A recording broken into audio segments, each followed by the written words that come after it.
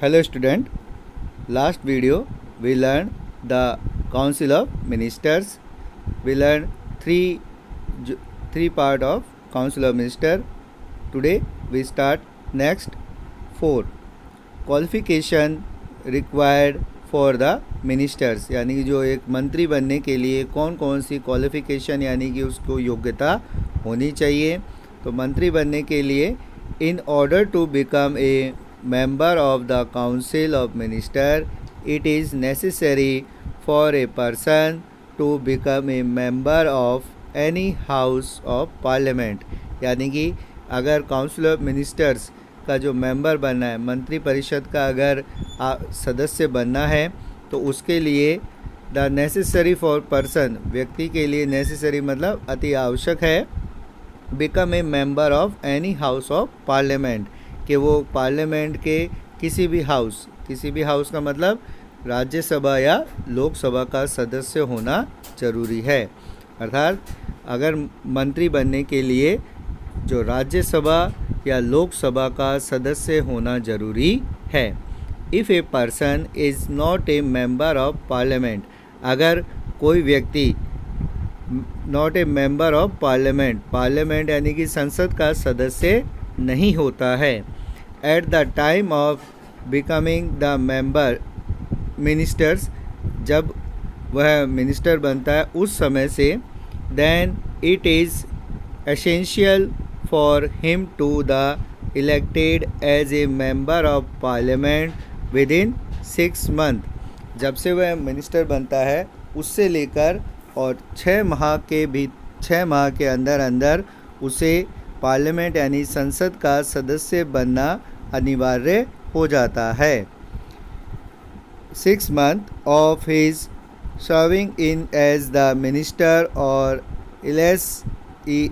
he has leave his post, अगर वह ऐसा नहीं कर पाता है, अगर वह 6 महीने के अंदर पार्लियामेंट यानी कि संसद का सदस्य नहीं बन पाता है तो उसे अपनी पोस्ट को छोड़ना पड़ता है, यानी कि वो उसके बाद वह मंत्री नहीं रहता है। 5th is oath and office by the ministers, Periyar and assuming the office each minister including the prime minister had to taken an oath of office and the oath of confidentially before the president, यानी कि जितने भी ministers होते हैं यानी कि जितने भी मंत्री हैं, मंत्री और प्रधानमंत्री को जो प्रेसिडेंट यानी कि राष्ट्रपति होता है, राष्ट्रपति के सामने जो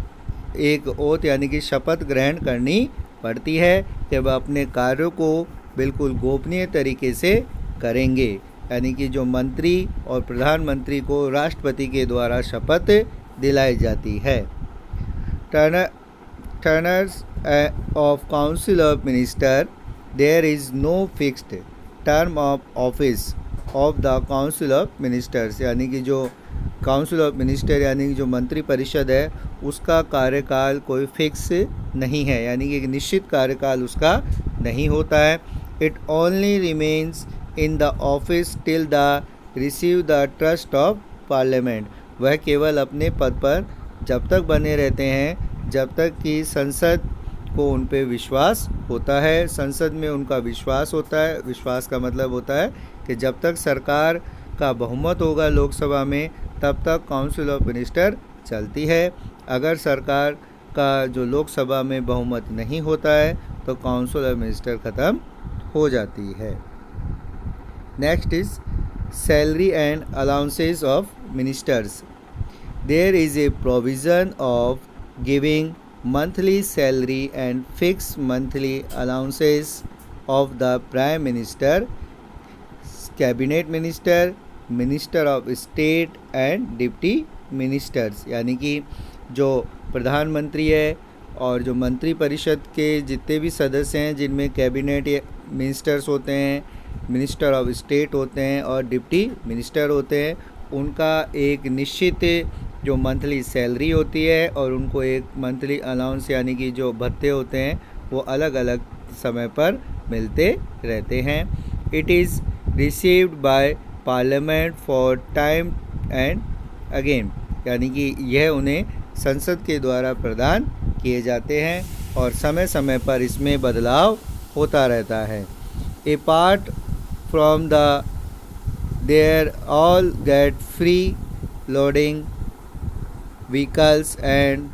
अदर फैसिलिटी टू, और उन्हें अन्य सुविधाएं भी दी जाती है, जैसे रहने के लिए उन्हें आवास दिए जाते हैं, घर दिए जाते हैं, व्हीकल्स यानी कि जो वाहन उनको प्रोवाइड कराए जाते हैं, और अदर फैसिलिटीज़ यानी कि अन्य सुविधाएं भी उनको दी जाती हैं।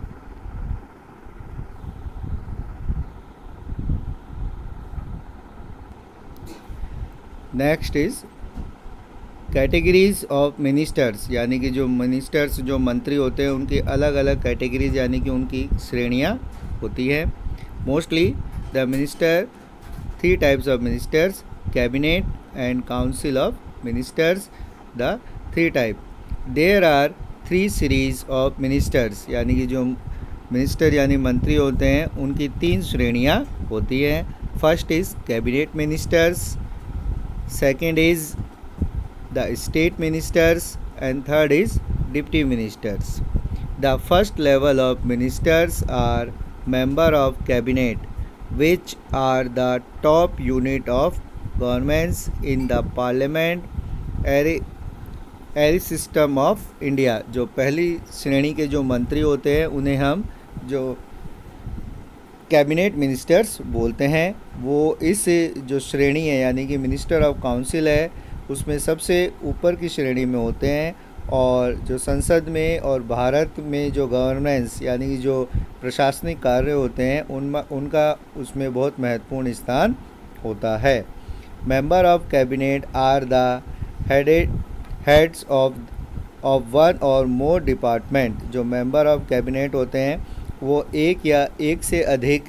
जो विभाग होते हैं उनके अध्यक्ष होते हैं। Second is minister of state stand at second category between the ministers, यानी कि जो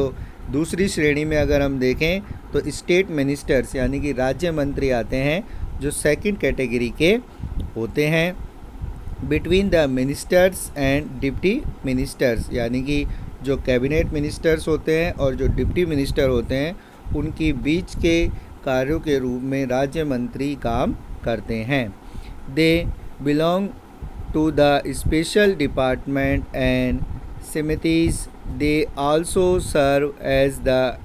independent head of the department. इनका कार्य मुख्यतः जो स्पेशल डिपार्टमेंट होते हैं उनमें जो कैबिनेट मिनिस्टर्स होते हैं उनकी हेल्प करना होता है, साथ ही साथ इन्हें independent head of the department, कुछ क्षेत्रों में इन्हें स्वतंत्र विभाग भी दिए जाते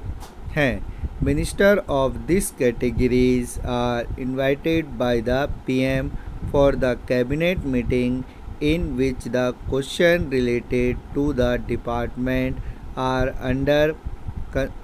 कंसिडरेशंस, यानी कि जो इस तरीके के जो राज्य मंत्री होते हैं वह केवल कैबिनेट की मीटिंग में तब भाग लेते हैं जब प्रधानमंत्री के द्वारा उन्हें इनवाइट यानी कि उन्हें बुलाया जाता है कि उनसे रिलेटेड अगर डिपार्टमेंट है यानी कि उनसे संबंधित अगर डिपार्टमेंट है उससे संबंधित सूचना प्राप्त करने के लिए प्रधानमंत्री द्वारा बुलाए जाने पर ही वह कैबिनेट की बैठक में भाग लेते हैं। After the ministers of state there is a category of deputy ministers. जो थर्ड कैटेगरी होती है जो मिनिस्टर्स की वो होती है deputy minister, who help the minister of state under supervision of the senior ministers. उनका जो कार्य होता है वो जो सीनियर मिनिस्टर्स यानी कि जो उससे ऊपर की श्रेणी के जो मंत्री होते हैं उनको उनके सुपरविज़न में काम करते हैं यानी कि उन्हें हेल्प करने का काम करते हैं। So student, the category of minister are divided into 3 part: cabinet ministers, second state ministers, and third is deputy ministers.